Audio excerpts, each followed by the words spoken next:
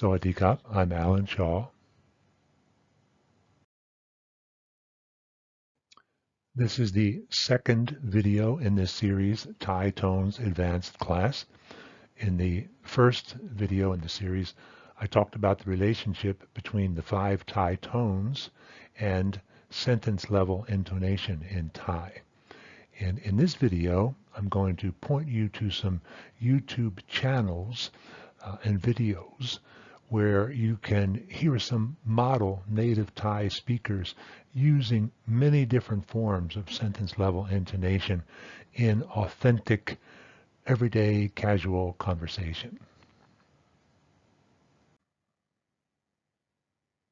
Okay, so here's a list of the YouTube channels of a talk show host and some popular Thai actors.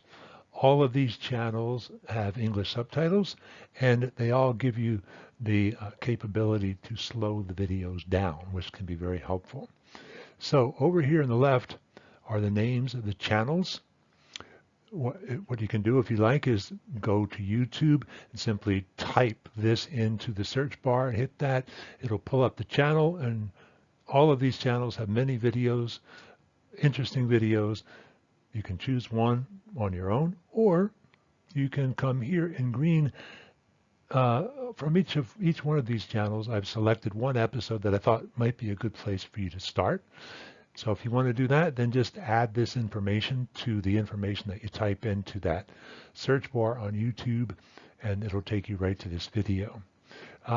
Also, please note up here that for these particular videos, each one that's highlighted in green, I give you the gender of the speaker or genders of the speakers in that video. So here we have a male. Here's a male, female. Down here we have a solo male, solo female, and so on. So what I would suggest is listen to all of these speakers. I think they're all interesting. I've listened to a lot of different speakers on different channels, and I think all of these are very interesting to listen to. You can hear all kinds of sentence level intonation that's very interesting. After you listen to everyone, then I would suggest you're going to choose a model speaker. I would say choose someone of the same gender as you, because the primary reason is if you have a speaker and you really like the way, their intonation and the way they speak, and you want to copy that very precisely, it's much easier to do that if your pitch range and that model speaker's pitch range are similar. If they're very different, it's very difficult sometimes to copy exactly what they're doing. So that's the only reason I suggest using someone of your own gender. Also, you want to pick someone who speaks Thai the way you would like to speak it. Listen, that's the way I want to sound. I think part of developing fluency in a foreign language is finding your own voice. Finding your voice, not your teacher's voice, right? But finding your voice. And having a good model can be extremely helpful, I think.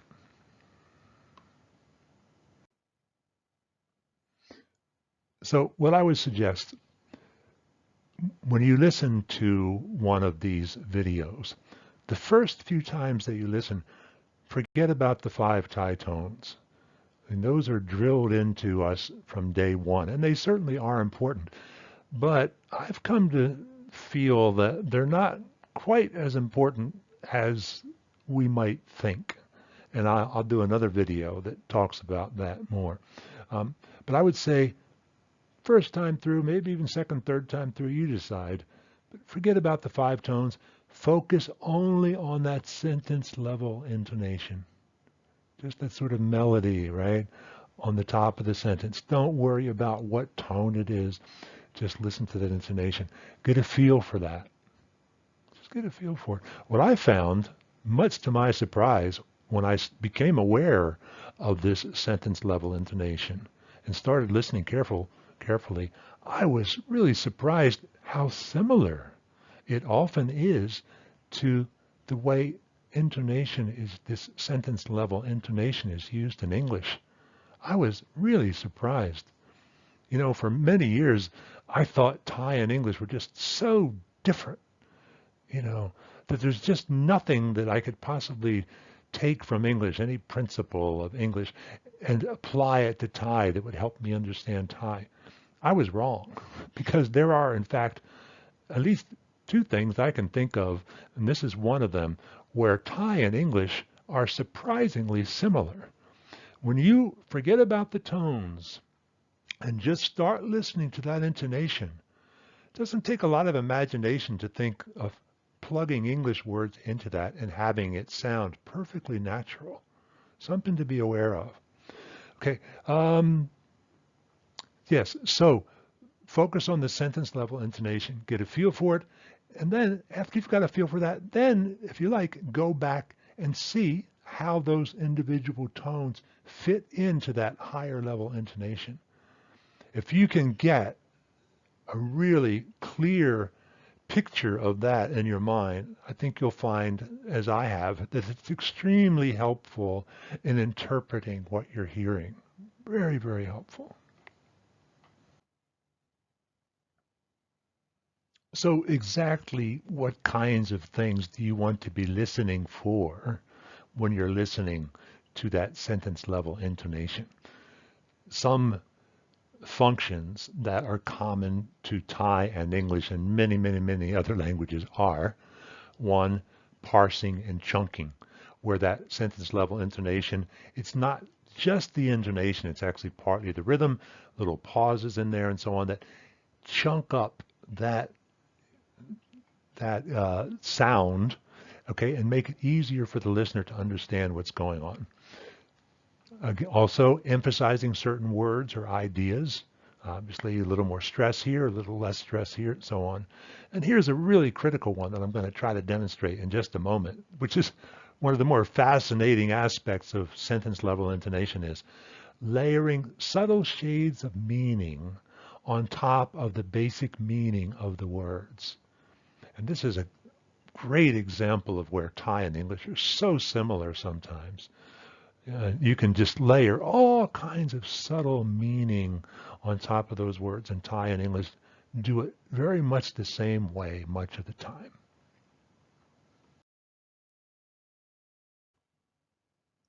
So what I'm going to try to do here is just give an example of how sentence level intonation can be used to layer subtle shades of meaning on top of those, the basic meaning of the words.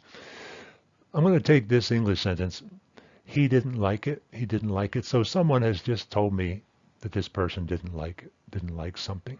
And I'm replying to that. Okay. So in Thai, probably in everyday conversation, we would drop that pronoun if everybody knows who we're talking about. Okay. So I'm going to just experiment as best I can with a couple different ways of pronouncing this that will hopefully add some subtle shade of meaning that you will be able to recognize. Okay, so to begin with, how about if I pronounce it like this? I can say, my top law, my top law, my top law. Okay, so in that case, I'm really indicating authentic surprise. I'm really surprised that he didn't like this, because I know he loves this kind of food that I prepared for him, and I prepared it exactly the way that he likes it. And I'm really surprised by the fact that he didn't like it. So my top law, my top law. Okay, let's try a different one now. How about if I say something like this? My top law, my top law, my top law. So what am I layering on? Same words, but what am I layering on top of that now? Well, what I'm trying to layer, I hope it's coming across, is that I'm kind of amused by the fact that he doesn't like it. So, for example, I made him a little bowl of somtam and I put some extra little spice in there and he ate it and his mouth is on fire and he's sweating and I think it's hilarious. So I say he didn't he didn't like it, right? So my top law, maybe a little laugh thrown in there too, right? My top law. Okay, something like that. And then just one last time. How about if I do something like this? My top law, my top law, my top law, my top law. Now what am I, same words, but what am I layering on top of that now? Layering on top of it that maybe I'm not happy about the fact that he doesn't like it, right? That he didn't like it, right? Because he told me how to prepare it, and I spent 6 hours in the kitchen preparing this. And then he comes in, takes a bite, and says he doesn't like it. I'm angry about it. Okay, so that's what I'm trying to layer on top of that. I'm sure a native speaker actor could do a much better job than I can. But those are the kinds of subtle layers of meaning that are so interesting, that are so similar, I have found in English and in Thai, strikingly similar. The way so many times that extra meaning is layered on top of those words. It's just very, very similar.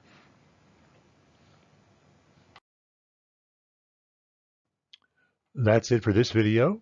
Hope this information and these suggestions are helpful. As always, would love to hear from you. Please let me know in the comments what you think. Um, I'm now in the process of making some more videos. So if you like this video and the one that went before it, keep an eye out for the next one. Okay? สวัสดีครับ